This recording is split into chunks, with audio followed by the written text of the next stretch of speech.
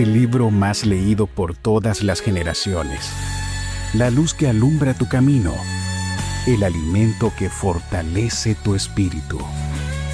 Narrado por Wendy Necio Sub. La Biblia en 365 días. Un libro sagrado, abierto en mis manos, 365 leyendo, buscando tus planos, hacia un futuro lleno de paz.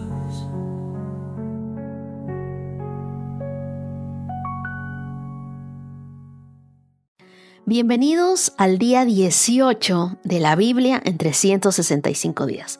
Tus sueños en las manos de Dios. Hoy es un día especial porque reflexionaremos sobre un tema que nos llena de esperanza. Tus sueños en las manos de Dios.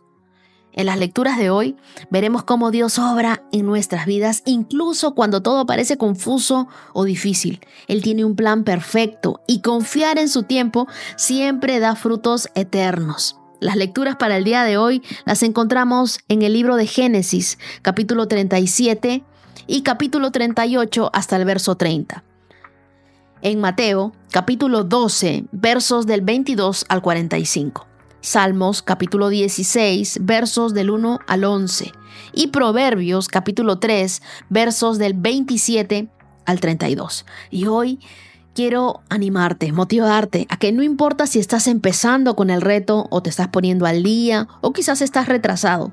Estás avanzando a tu ritmo y cada esfuerzo que haces tiene un valor eterno para Dios. Así que sigue compartiendo tu experiencia, sigue expresando tu fe en redes sociales para inspirar a otros a unirse a este hermoso reto y a conectar con Dios, a conocer y a tener esa cita con nuestro Creador. A mí me motiva y me llena de emoción ver cómo en sus historias hay muchos escribiendo en sus Biblias, marcando textos y contándoles a otros lo bien que les está haciendo leer la Biblia. ¿Tú te imaginas? Estamos en el día 18 de todas las bendiciones que Dios está derramando sobre nosotros, sobre nuestras casas, sobre nuestra familia, porque nosotros hemos decidido comenzarlo con Dios. Ningún otro año antes habíamos comenzado un reto tan importante como este. Ningún otro año antes habíamos escuchado la Biblia todos los días o habíamos leído la Biblia todos los días. ¿Y sabes qué? Cada vez que nosotros nos acercamos a Dios, nos acercamos a su palabra, milagros suceden. Y yo creo que milagros van a ocurrir en tu vida a partir de ahora. Te animo a suscribirte a mi canal de YouTube, activar la campanita para no perderte ningún episodio. Y quiero darle las gracias a todos los que me escuchan por Spotify y por Apple Podcast. Esta semana Dios nos ha bendecido porque hemos estado en el top 3 de los mejores podcasts más escuchados en Colombia y en México. Y eso solamente lo puede hacer Dios. Eso es Dios. ¿Qué te parece si me acompañas en una oración? Amado Dios, tú eres bueno. No hay otro como tú. Ayúdanos a conocerte cada día más.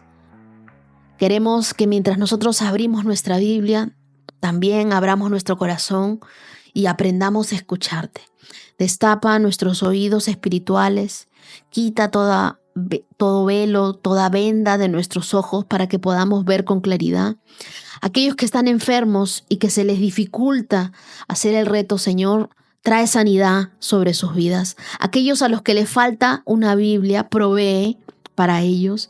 Dios, yo te pido que de muchas formas comiences a engreírnos a nosotros, tus hijos. Haznos saber que tú estás con nosotros, que algo está cambiando en nuestra atmósfera, en nuestro ambiente, en las cosas que nosotros hacemos. Todo es para ti y por ti. Este reto lo hemos comenzado para alabarte a ti, Señor. Así que te pedimos, ayúdanos a conocerte cada día más. Hoy oramos en el nombre de Jesús. Amén. Comenzamos con Génesis capítulo 37. Verso 1.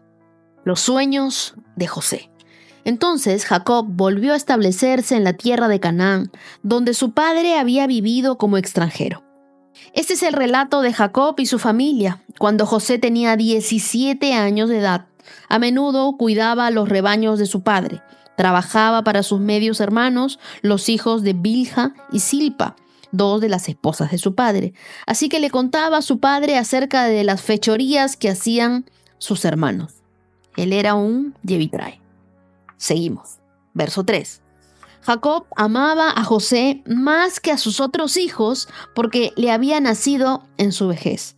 Por eso, un día Jacob mandó hacer un regalo especial para José, una hermosa túnica. Pero sus hermanos lo odiaban, porque su padre lo amaba más que a ellos. No dirigían ni una sola palabra amable hacia José. Una noche, José tuvo un sueño, y cuando se lo contó a sus hermanos, lo odiaron más que nunca. Escuchen ese sueño, les dijo. Resulta que estábamos en el campo atando gavillas de grano, y de repente mi gavilla se levantó, y las gavillas de ustedes se juntaron alrededor de la mía y se inclinaron ante ella. Sus hermanos le respondieron: ¿así que crees que serás nuestro rey? ¿No es verdad? ¿De veras tú piensas que reinarás sobre nosotros? Así que lo odiaron aún más debido a sus sueños y a la forma en que los contaba. Al poco tiempo, José tuvo otro sueño y de nuevo se los contó a sus hermanos. Escuchen, tuve otro sueño, les dijo. El sol y la luna y 11 estrellas se inclinaban ante mí. Esta vez le contó el sueño a su padre, además de a sus hermanos, pero su padre le reprendió. ¿Qué clase de sueño es ese?, le preguntó. ¿Acaso tu madre y tus hermanos y yo llegaremos a postrarnos delante de ti?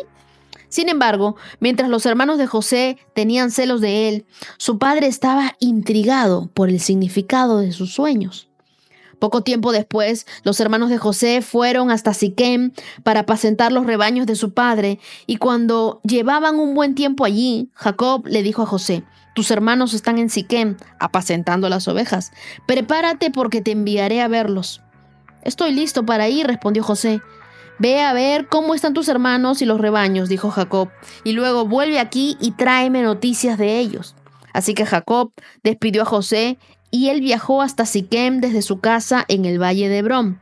Cuando José llegó a Siquem, un hombre de esa zona lo encontró dando vueltas por el campo. ¿Qué buscas?, le preguntó. Busco a mis hermanos, contestó José. ¿Sabe usted dónde están apacentando sus rebaños? Sí, le dijo el hombre, se han ido, pero les oí decir, vayamos a Dotán. Entonces José siguió a sus hermanos hasta Dotán y allí los encontró. Verso 18. Cuando los hermanos de José lo vieron acercarse, lo reconocieron desde lejos y mientras llegaba, tramaron un plan para matarlo. Aquí viene el soñador, dijeron. Vamos, matémoslo y tirémoslo en una de las cisternas. Podemos decirle a nuestro padre, un animal salvaje se lo comió. Entonces veremos qué quedan de sus sueños. Pero cuando Rubén oyó el plan, trató de salvar a José. No lo matemos, dijo. ¿Para qué derramar sangre? Solo tirémoslo en la cisterna vacía, aquí en el desierto. Entonces morirá sin que le pongamos una mano encima. Rubén tenía pensado rescatar a José y devolverlo a su padre. Entonces, cuando llegó José y sus hermanos le quitaron la hermosa túnica que llevaba puesta, después lo agarraron y lo tiraron en la cisterna. Y resulta que la cisterna estaba vacía, no tenía nada de agua dentro. Luego, justo cuando se sentaron a comer, levantaron la vista y vieron a la distancia una caravana de camellos que venía acercándose. Era un grupo de mercaderes ismaelitas que transportaban goma de resina, bálsamo, resinas aromáticas desde Galat hasta Egipto. Judá dijo a sus hermanos: ¿qué ganaremos con matar a nuestro hermano? Tendríamos que encubrir el crimen. En lugar de hacerle daño, vendámoslo a estos mercaderes ismaelitas. Después de todo, es nuestro hermano, de nuestra misma sangre. Así que sus hermanos estuvieron de acuerdo. Entonces, cuando se acercaban los ismaelitas, que eran mercaderes madianitas, los hermanos de José lo sacaron de la cisterna y se lo vendieron por 20 monedas de plata. y los mercaderes lo llevaron a Egipto. Tiempo después, Rubén regresó a sacar a José de la cisterna, y cuando descubrió que José no estaba allí, se rasgó la ropa en señal de lamento. Luego regresó donde estaban sus hermanos y dijo lamentándose: el muchacho desapareció, ¿qué voy a hacer ahora? Entonces los hermanos mataron un cabrito y mojaron la túnica de José con sangre, y luego enviaron la hermosa túnica a su padre con el siguiente mensaje: mira lo que encontramos. Esta túnica, ¿no es la de tu hijo? Su padre reconoció de inmediato. Sí, dijo, es la túnica de mi hijo. Seguro que algún animal salvaje se lo comió. Sin duda despedazó a José. Entonces Jacob rasgó su ropa, se vistió de tela áspera e hizo duelo por su hijo durante mucho tiempo.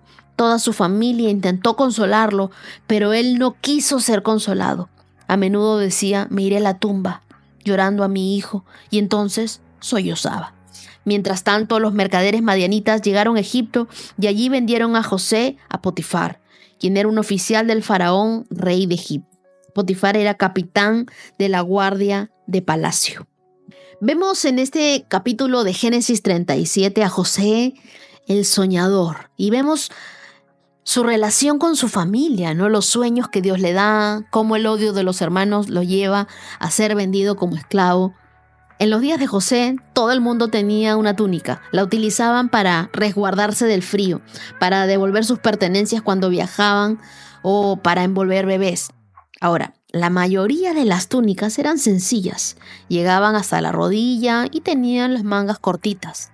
Pero la túnica de José no era una túnica como la de todos. Era una túnica como las que usaban los nobles, de múltiples colores, llegaba hasta el tobillo y con las mangas largas. Eso denotó en el verso 3 que José era el preferido de Jacob. La Biblia nos dice que Jacob amaba a José más que a sus otros hijos, y a veces el favoritismo puede ser inevitable, pero los efectos divisores deben ser minimizados. Esto desata envidia en los hermanos. Y quizá los padres no pueden cambiar sus sentimientos hacia un hijo predilecto, pero pueden cambiar la forma en la que tratan a los demás. Ningún hijo debe ser maltratado. Entonces, ¿qué sucede cuando un hijo es predilecto, un hijo es más bendecido que otro, un hijo le comienza a ir bien? ¿Qué sucede contigo cuando todos ven que la bendición está sobre tu vida?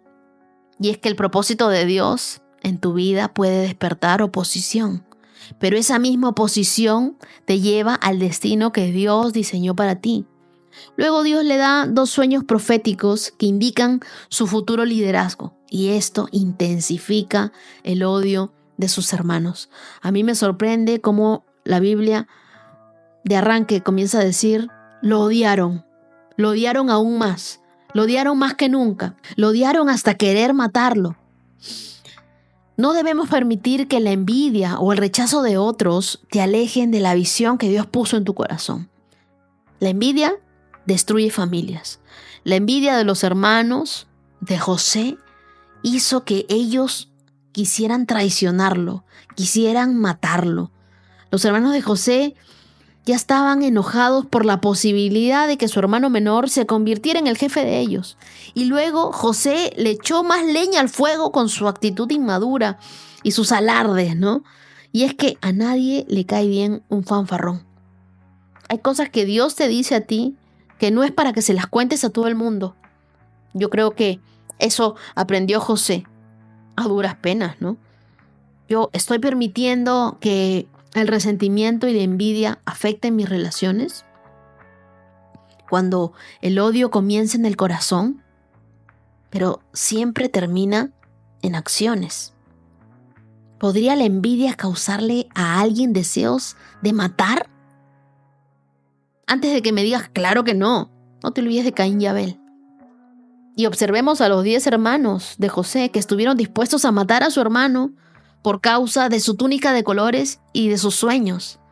Su envidia se convirtió en ira, lo cegó. Y eso pasa cuando te dejas llevar por el enojo, no ves con claridad nada. ¿Cómo le harías eso a tu hermano? ¿Cómo le harías eso a una persona? La envidia puede ser difícil de reconocer porque siempre le buscamos justificación. Tú dices, no, pero yo tengo razón de estar molesto porque esta persona me hizo esto, porque esta persona me dijo aquello. Y la envidia fuera de control puede crecer rápidamente y llevarnos a pecados más serios. Quiero que pienses en las consecuencias de los pensamientos que tienes. Muchos tenemos pensamientos de venganza, pensamientos de ira contra otras personas. Y yo te digo, mientras más tiempo la envidia la tengas conviviendo contigo como inquilina, más difícil va a ser desalojarla. Luego vemos la traición. Los hermanos de José, cómo lo venden como esclavo para deshacerse de él y fingiendo ante su padre que fue devorado por un animal salvaje. Yo creo que eso no es tener nada de compasión. Yo nunca le daría a mis padres un dolor así. José termina en Egipto, donde el plan de Dios comienza a desarrollarse. Y es que, ¿sabes qué? Dios usará incluso los momentos de traición o los momentos de rechazo o los momentos de pozo para cumplir su plan. José fue vendido, pero su destino era el cumplimiento de las promesas que Dios le había hecho a Jacob y a él en sus sueños. Cuando Dios te da un sueño, a menudo serás probado para verlo cumplido. En los versos 27 y 26, a los hermanos de José lo que les preocupaba era cargar con la culpa de su muerte. Y Judá sugirió una alternativa que no era correcta, pero que los libraría de cometer un homicidio.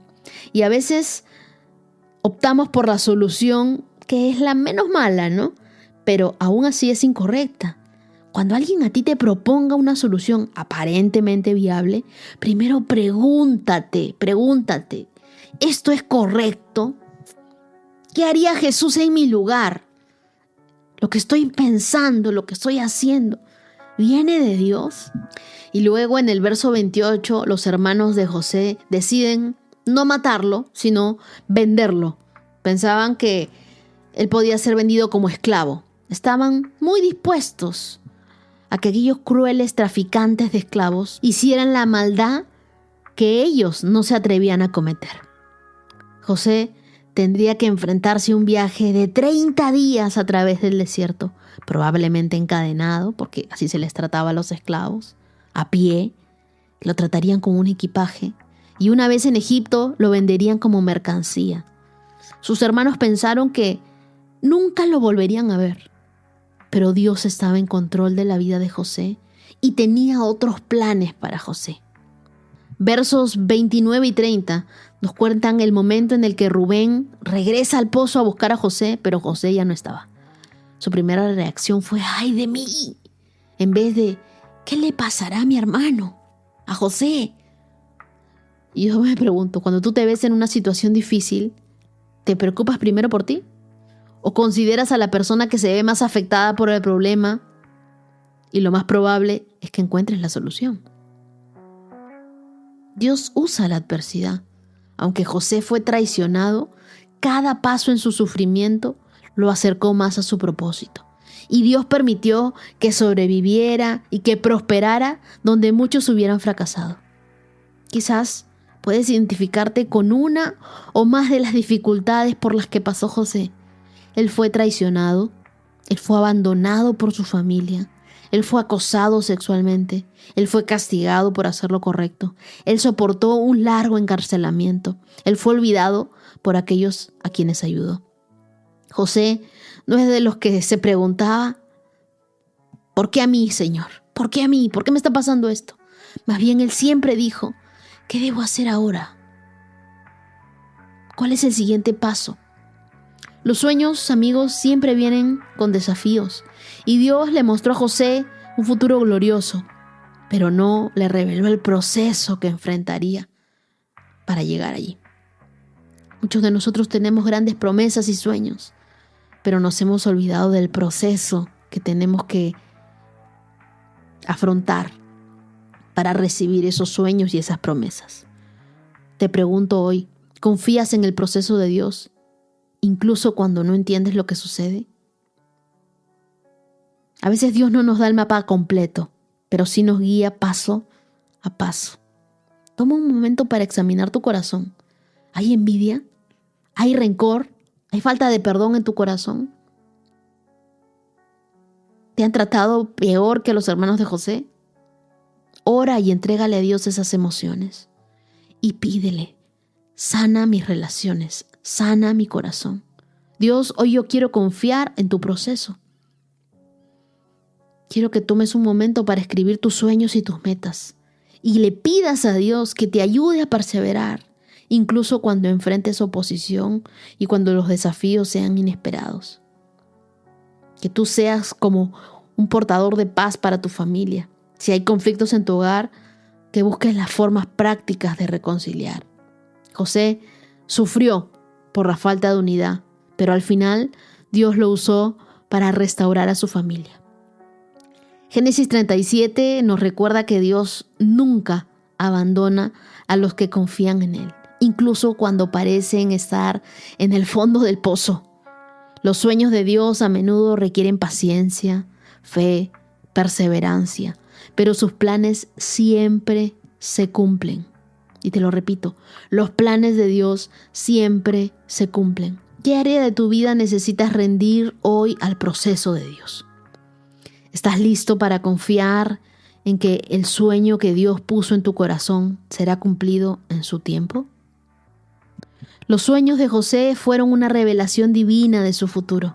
Aunque sus hermanos intentaron frustrar esos sueños, los planes de Dios son inmutables y se cumplirán a su debido tiempo. ¿Qué quiere decir inmutable? Que para Dios las cosas se dan sí o sí. Continuemos leyendo Génesis capítulo 38, verso 1. En esos días Judá dejó su casa y se fue a Adulam, donde se quedó con un hombre llamado Hira. Allí vio a una mujer cananea, la hija de Súa, y se casó con ella. Cuando se acostaron, ella quedó embarazada y dio a luz a un hijo y le puso por nombre Después volvió a quedar embarazada y dio a luz otro hijo y le puso por nombre Onán. Además dio a luz un tercer hijo y lo llamó Sela. Cuando nació Sela, ellos vivían en Kesib. Con el transcurso del tiempo, Judá arregló que su hijo mayor, se casara con una joven llamada Tamar. Pero era un hombre perverso ante los ojos del Señor, y el Señor le quitó la vida. Entonces Judá dijo a Onán, hermano de cásate con Tamar. Como nuestra ley exige al hermano de un hombre que haya muerto, tú debes darle un heredero a tu hermano. Pero Onán no estaba dispuesto a tener un hijo que no fuera su propio heredero. Por eso, cada vez que tenía relaciones sexuales con la mujer de su hermano, derramaba el semen en el suelo. Esto evitaba que ella tuviera un hijo de su hermano. Así que el Señor consideró una maldad que Onán negara un hijo a su hermano muerto, y el Señor también le quitó la vida a Onán. Entonces Judá le dijo a Tamar, su nuera, vuelve a la casa de tus padres y permanece viuda hasta que mi hijo Sela tenga edad suficiente para casarse contigo. Pero en realidad Judá no pensaba hacerlo porque temía que Sela también muriera, igual que los dos hermanos. Entonces Tamar regresó a vivir a la casa de sus padres. Unos años después murió la esposa de Judá. Cumplido el periodo de luto, Judá y su amigo Hira, el adulamita, subieron a Timna para supervisar la esquila de las ovejas. Alguien le dijo a Tamar, mira, tu suegro sube a Timna para esquilar sus ovejas. Tamar ya sabía que Sela había crecido, pero aún no se había arreglado nada para que ella se casara con él. Así que se quitó la ropa de viuda, se cubrió con un velo para disfrazarse, luego se sentó junto al camino a la entrada de la aldea de Naim, la cual está en rumbo a Timna. Judá la vio y creyó que era una prostituta, porque ella tenía el rostro cubierto. Entonces se detuvo y le hizo una propuesta indecente. Déjame tener sexo contigo, le dijo, sin darse cuenta de que era su propia nuera.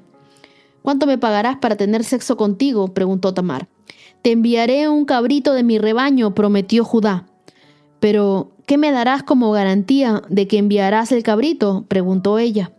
¿Qué clase de garantía quieres?, respondió él. Ella contestó, déjame tu seño de identidad junto con su cordón y el bastón que llevas. Entonces Judá se los entregó. Después tuvo relaciones sexuales con ella y Tamar quedó embarazada. Luego ella regresó a su casa, se quitó el velo, se puso la ropa de viuda como de costumbre. Más tarde Judá le pidió a su amigo Hira, el adulamita, que llevaba el cabrito a la mujer, que recogiera las cosas que había dejado como garantía. Pero Hira no pudo encontrarla. Entonces preguntó a los hombres de ese lugar: ¿dónde puedo encontrar a la prostituta del templo local que se sentaba junto al camino a la entrada de Naim? Nunca hemos visto una prostituta del templo aquí, contestaron ellos. Entonces Hira regresó donde estaba Judá y le dijo: no pude encontrarla por ninguna parte, y los hombres de la aldea afirman que nunca ha habido una prostituta del templo pagano en ese lugar. Entonces deja que se quede con las cosas que le di, dijo Judá. Envié el cabrito tal como acordamos, pero tú no pudiste encontrarla. Si regresamos a buscarla, seremos el hazmerreír del pueblo. Unos 3 meses después le dijeron a Judá: tu nuera Tamar se ha comportado como una prostituta. Ahora como consecuencia está embarazada. Sáquenla y quémenla, ordenó Judá. Pero cuando la sacaban para matarla, ella envió el siguiente mensaje al suegro, el dueño de las cosas, de quien la había dejado embarazada. Fíjese bien. ¿De quién son ese sello y este cordón y este bastón? Judá los reconoció enseguida y dijo: ella es más justa que yo, porque no arreglé que ella se casara con mi hijo Sela, y Judá nunca más volvió a acostarse con Tamar. Y cuando llegó el tiempo en el que Tamar diera luz, se descubrió que esperaba gemelos. Durante el parto, uno de los niños sacó la mano. Entonces la partera le ató un hilo rojo a la muñeca y anunció: este salió primero. Pero luego el niño metió la mano de vuelta y salió primero su hermano. Entonces la partera exclamó: vaya, ¿cómo hiciste para abrirte brecha y salir primero? Y lo llamaron Fares. Luego nació el hijo que llevaba el hilo rojo en la muñeca y lo llamaron Sera. En este Génesis 38 nos narra un episodio importante y complejo en la vida de Judá y de Tamar. Algo lleno de desafíos morales, de redención y de propósitos divinos. Aunque parece un desvío de la narrativa que acabamos de tener de José, este capítulo revela cómo Dios puede usar incluso situaciones difíciles y aparentemente imperfectas para cumplir su plan. En los versos del 1 al 5, la Biblia nos dice que Judá se aparta y se fue a vivir a Adulam. Es decir, Judá se aparta de su familia y forma una nueva familia. Se integra a una cultura distinta, lo que lo lleva a tomar decisiones cuestionables. Esta separación de sus hermanos muestra cómo apartarse de la influencia espiritual puede llevarnos a nosotros a caminos complicados. Algunos me preguntarán por qué, y es que cuando nos alejamos de la comunidad de fe, nos volvemos más vulnerables a tomar decisiones incorrectas. Y en los versos del 6 al 11 vemos cómo Judá arregló el matrimonio de su primogénito con esta joven llamada Tamar.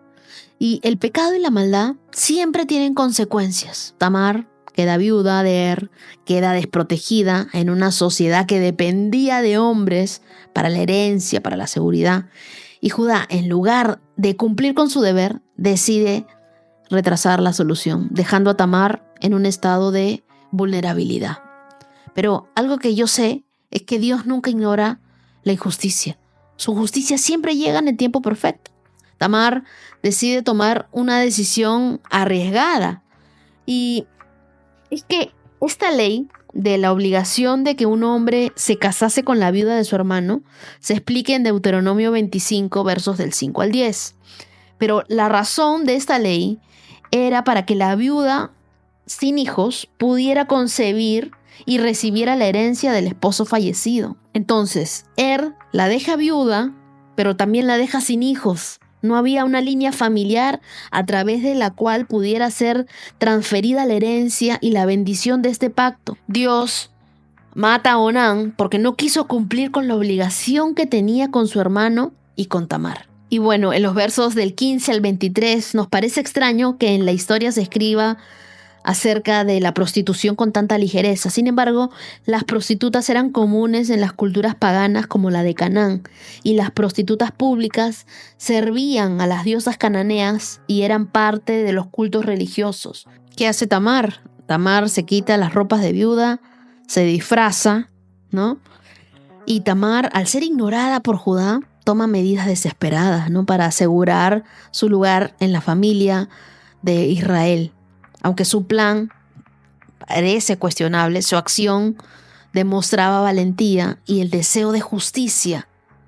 El deseo intenso que tenía Tamar por tener un hijo y ser la matriarca de la línea de Judá fue la que llevó a que ella seduciera a Judá.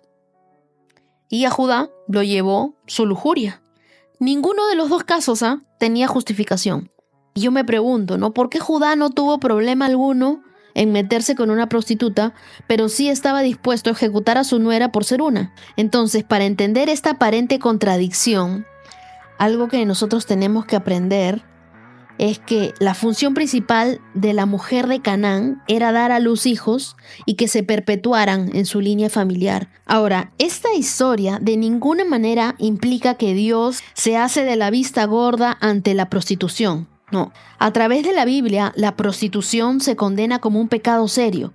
Y la historia tiene una moraleja, es que la fidelidad a las obligaciones familiares es importante, sí, pero hay que ver que Judá y Tamar son antepasados directos de Jesús. Lo acabamos de leer en Mateo capítulo 1, versos del 1 al 6. Y luego en los versos del 24 al 26 viene la confrontación y la confesión de Judá. Es un punto crucial en la historia porque Judá reconoce su falta, admite que Tamar actuó con más justicia que él y es momento de tener humildad y confesión. Eso marca un cambio significativo en su carácter. Y es que el arrepentimiento genuino comienza cuando reconocemos nuestra culpa sin excusas. Y en los últimos versos del 27 al 30, creo que es mi parte favorita de la historia, es cuando nace Fares y Zara.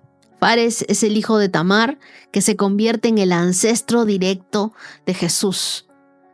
Esto muestra cómo Dios usa circunstancias improbables y las personas más imperfectas para cumplir su plan redentor.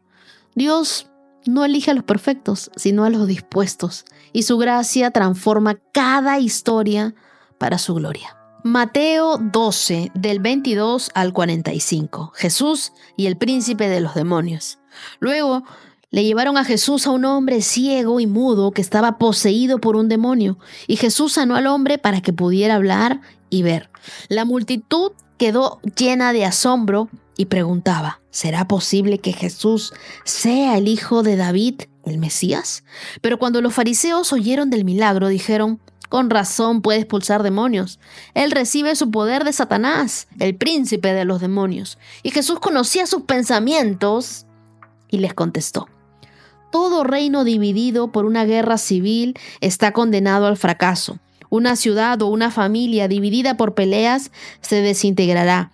Si Satanás expulsa a Satanás, está dividido y pelea contra sí mismo y su propio reino no sobrevivirá. Entonces, si mi poder proviene de Satanás, ¿qué me dicen de sus propios exorcistas, quienes también expulsan demonios? Así que ellos los condenarán a ustedes por lo que acaban de decir. Sin embargo, si yo expulso los demonios por el Espíritu de Dios, entonces el reino de Dios ha llegado y está entre ustedes, pues ¿quién tiene suficiente poder para entrar en la casa de un hombre fuerte y saquear sus bienes? Solo alguien aún más fuerte, alguien que pudiera atarlo y después saquear su casa. El que no está conmigo, a mí se opone. El que no trabaja conmigo, en realidad trabaja en mi contra. Por eso digo, cualquier pecado o blasfemia pueden ser perdonados, excepto la blasfemia contra el Espíritu Santo, que jamás será perdonada. El que hable en contra del Hijo del Hombre puede ser perdonado, pero el que hable contra el Espíritu Santo jamás será perdonado, ya sea en este mundo o en el que vendrá. Aún un árbol se le identifica por su fruto. Si el árbol es bueno, y su fruto será bueno. Si el árbol es malo, y su fruto será malo. Camarada de víboras, ¿cómo podrían hombres malos como ustedes hablar de lo que es bueno y correcto? Pues lo que está en el corazón determina lo que uno dice.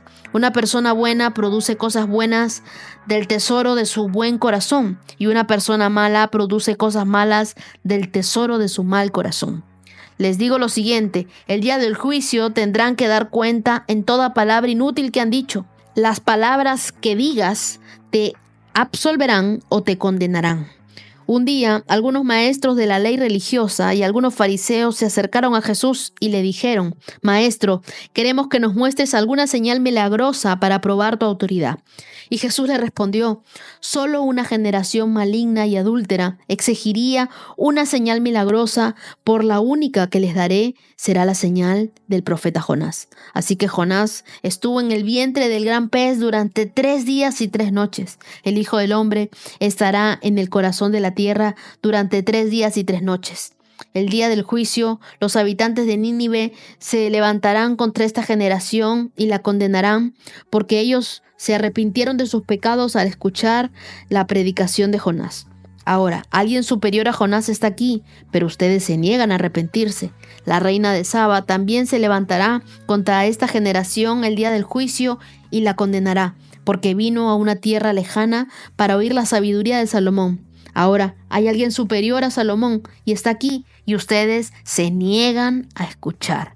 Cuando el espíritu maligno sale de esa persona, va al desierto en busca de descanso, pero no lo encuentra. Entonces dice: volveré a la persona de la cual salí, de modo que regresa y encuentra su antigua casa vacía, barrida, en orden. Entonces el espíritu busca a otros 7 espíritus más malignos que él, y todos entran en la persona y viven allí. Entonces esa persona queda peor que antes, y esto es lo que le ocurrirá a esta generación maligna.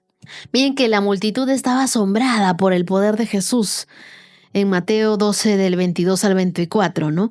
Y comienza a preguntarse si él era el Mesías. Sin embargo, los fariseos envidiosos, con dureza en su corazón, atribuyen que él tenía el poder por Satanás. Y es que siempre la incredulidad no nace de la falta de evidencia, sino de un corazón que rehúsa aceptar la verdad. Me gusta cuando él les dice en el verso 42, alguien superior a Salomón está aquí, pero ustedes se niegan a escuchar.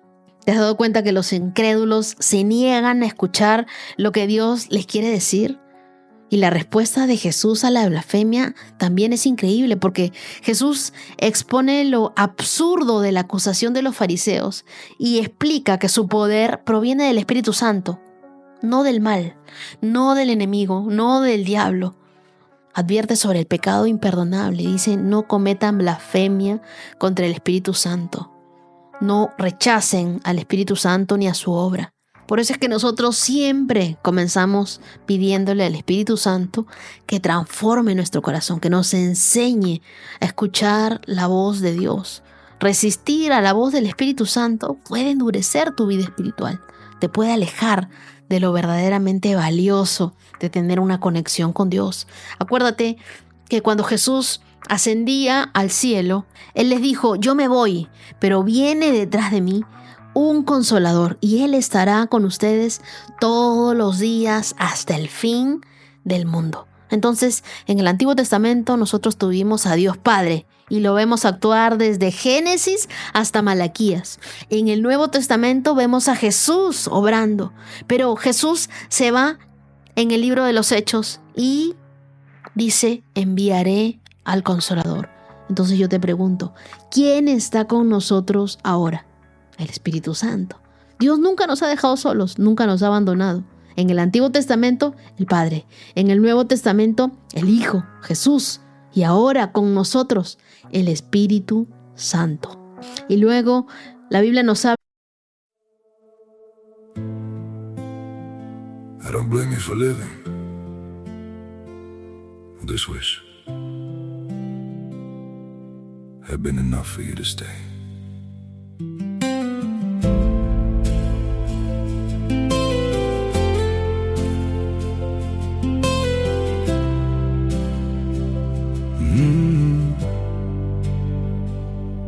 I saw it coming in the way you changed, in the silence between your words. Every I'm fine felt heavier than truth, like something breaking unheard. I tried to fix what I didn't understand, held on tighter as you slipped away. But love can't grow where it's already gone. I don't blame you for living this wish had been enough for you to stay.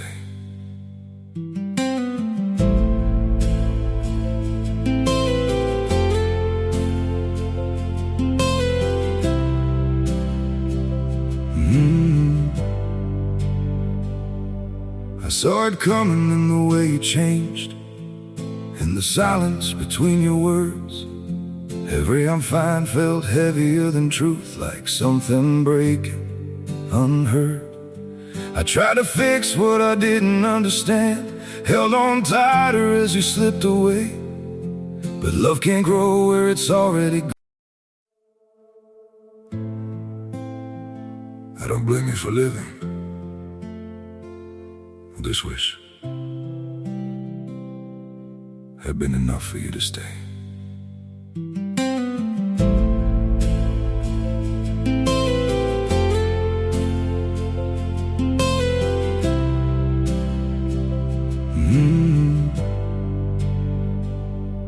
I saw it coming in the way you changed, in the silence between your words.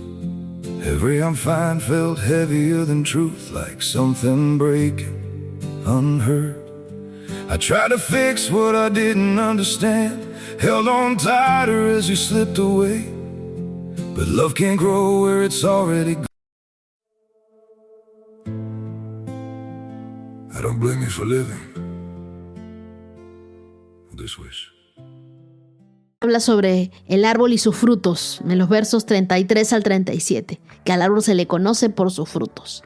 Jesús enseña que nuestras palabras reflejan lo que está en nuestro corazón. Si en nuestro interior estamos llenos de maldad, nuestras palabras van a ser destructivas. Pero si está lleno del Espíritu, nuestras palabras serán edificantes. El corazón transformado por Dios produce siempre frutos visibles de amor, de verdad, de justicia. Evalúa tu vida el día de hoy. ¿Tus palabras y tus acciones reflejan un corazón lleno del Espíritu Santo? ¿O continúas hablando malas palabras? ¿O continúas hablando cosas que no quieres decir? ¿Continúas maldiciendo a la gente con tus palabras?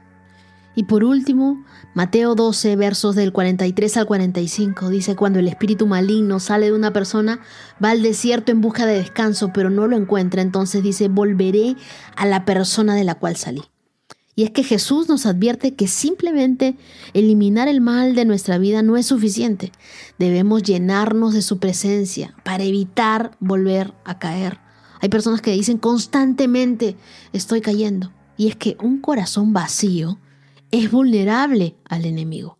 En tu corazón y en tu vida tiene que estar Jesús en el trono de tu corazón y tú viviendo en santidad. Un corazón vacío no es suficiente. Debe ser lleno por la presencia de Dios y por la palabra de Dios. No te conformes con quitar cositas negativas de tu vida. No, llena tu corazón con la palabra de Dios y busca la presencia de Dios diariamente. Yo estoy segura que todas las personas que están leyendo la Biblia conmigo no les ha dado el tiempo para fallarle a Dios. El Espíritu Santo ha estado hablando a su mente, a su corazón, a su espíritu, diciéndoles: oye, no vayas por ese lugar, no peques, no tomes esta decisión. No permitas que la incredulidad robe la oportunidad de acercarte más a Dios. Cuida tus palabras. Lo que hablas refleja lo que hay en tu corazón. Permite que el Espíritu Santo transforme tu interior para que produzcas buenos frutos. Y pregúntate: ¿mis palabras y mis acciones reflejan un corazón lleno de la presencia de Dios? ¿Estoy llenando mi vida con la verdad de Dios para evitar caer en las mismas trampas? Yo creo que sí. Cada día busquemos llenarnos más de Dios. Yo puedo decir el día de hoy que vamos 18 días caminando con Dios. 18 días tomados de la mano del Señor, donde en ningún momento Él nos ha dejado. Salmos capítulo 16. Manténme a salvo, oh Dios, porque a ti he acudido en busca de refugio. Le dije al Señor: tú eres mi dueño, todo lo bueno que tengo proviene de ti. Los justos de la tierra son mis verdaderos héroes ellos son mi deleite. A quienes andan detrás de otros dioses se les multiplican los problemas. No participaré en sus sacrificios de sangre, ni siquiera mencionaré los nombres de sus dioses. Señor, solo tú eres mi herencia, mi copa de bendición. Tú proteges todo lo que me pertenece. La tierra que me has dado es agradable. ¡Qué maravillosa herencia! Bendeciré al Señor quien me guía. Aún en la noche mi corazón me enseña. Sé que el Señor siempre está conmigo. No seré sacudido porque Él está a mi lado. Con razón, mi corazón está contento y yo me alegro. Mi cuerpo descansa seguro, pues tú no dejarás mi alma entre los muertos, ni permitirás que tu santo se pudre en la tumba. Me mostrarás el camino de la vida, me concederás la alegría de tu presencia y el placer de vivir contigo para siempre. Ese Salmo 16 es una declaración de confianza y de alegría en Dios. Está escrito por David y ese salmo expresa el refugio y el gozo, la seguridad que encontramos cuando hacemos de Dios nuestra herencia y nuestro guía. Es un recordatorio de que en su presencia encontramos la plenitud de gozo. Si tú estás triste el día de hoy, lee este salmo, porque en la palabra de Dios nosotros podemos encontrar la plenitud de gozo. Nuestra eternidad está segura siempre con Dios. David comienza declarando que Dios es su refugio y la fuente de todo bien. Es allí cuando él reconoce que nada bueno proviene de él mismo, sino que todo es un regalo de Dios. Así nosotros también deberíamos ver cada día como un regalo de Dios. Dios no solo es nuestro refugio en la tormenta, sino que también es nuestra alegría en los momentos de calma. ¿Dónde buscas refugio tú en los momentos de dificultad? Este versículo nos invita a confiar plenamente en Dios como nuestro protector, pero también como nuestro proveedor. Algunos me dirán, pero no tengo, Wendy, motivos en este momento para alegrarme. Pero Dios es nuestra seguridad, Él es nuestro refugio y Él dice que en los versos 5 y 6, Señor, tú eres mi herencia, mi copa de bendición, tú proteges todo lo que me pertenece. David compara su relación con Dios con una herencia preciosa que no puede perderse. Y eso refleja una satisfacción profunda que no depende de las circunstancias materiales. Cuando Dios es tu herencia, tú tienes todo lo que necesitas. Y subraya estos versos, el verso 7, 8 y 9. Bendeciré al Señor, quien me guía. Aún de noche, mi corazón me enseña. Sé que el Señor siempre está conmigo. No seré sacudido porque Él está aquí a mi lado. Dios no solo nos da dirección durante el día, sino que también habla a nuestro corazón en los momentos de silencio, en los momentos en los que estamos vulnerables, cuando estamos preocupados, no podemos dormir. Estamos con Él a nuestro lado. Podemos enfrentar cualquier desafío con confianza porque Dios está con nosotros. La guía de Dios nunca te llevará a un lugar donde su gracia no te pueda sostener. ¿Estás permitiendo que Dios te guíe en tus decisiones? ¿Estás confiando en la dirección de Dios, incluso en tus momentos de incertidumbre? Y por último, David dice, me mostrarás el camino de la vida, me concederás la alegría de tu presencia, el placer de vivir contigo para siempre. David concluye declarando que la presencia de Dios es la fuente suprema de su alegría, de su esperanza, de vivir en plenitud. Así que el gozo de Dios no es temporal ni circunstancial. Es eterno y es inquebrantable. Proverbios capítulo 3, versos del 27 al 32. No dejes de hacer el bien a todo el que lo merece cuando usted te alcance a ayudarlos. Si puedes ayudar a tu prójimo hoy, no le digas vuelve mañana y entonces te ayudaré. No trames hacerle daño a tu vecino, porque los que viven cerca de ti confían en ti. No busques peleas sin motivo, cuando nadie te ha hecho daño. No envidies a las personas violentas ni imites su conducta. El Señor detesta a la gente perversa, en cambio ofrece su amistad a los justos. Marca ahí amistad a los justos. Aquí vemos en Proverbios 3 una serie de principios prácticos para vivir con integridad y sabiduría en nuestras relaciones. Lo primero es actúa con generosidad. Leímos que decía, no te niegues a hacer el bien a quien lo necesita. Si puedes ayudarlo hoy, no le digas que vuelva mañana. Y este llamado a la generosidad nos recuerda que cuando esté en nuestras manos el ayudar, debemos hacerlo de inmediato, sin posponer el bien. Retrasar la ayuda puede significar ignorar la necesidad de alguien en un momento crucial. La bondad no es un lujo, es una expresión de la gracia de Dios en nuestras vidas. Piensa, ¿a quién puedes ayudar hoy con tu tiempo, con tus recursos, con tus palabras, enviando un mensaje, haciendo una donación? No esperes más, haz el bien mientras tengas oportunidad. Verso 29 dice, no trames daño contra tu prójimo, no trates de hacer algo contra personas que confían en ti, contra tu vecino. Y esto nos habla de relaciones saludables, ¿no? Que se construyen en base a la confianza. Tramar, hacer daño, actuar en contra de alguien que confía en nosotros no solo destruye la relación, sino que contradice el carácter de Dios, quien es fiel y confiable con nosotros. Miren, la confianza rota es difícil de restaurar. Uno lleva años construyendo confianza, pero en segundos esto se puede caer. Evalúa tus relaciones. ¿Estás siendo alguien digno de confianza? El verso 30 nos habla de evitar peleas, pleitos, el aprender a ser pacificadores. Un pacificador no es alguien débil, sino es alguien sabio, que sabe cuándo es mejor buscar la paz que ganar una discusión. Hay discusiones en tu vida que podrías evitar o resolver con sabiduría, preguntándole a Dios cómo debemos actuar. Y por último, vimos que la verdadera bendición no está en la riqueza del mundo, sino en una amistad con Dios.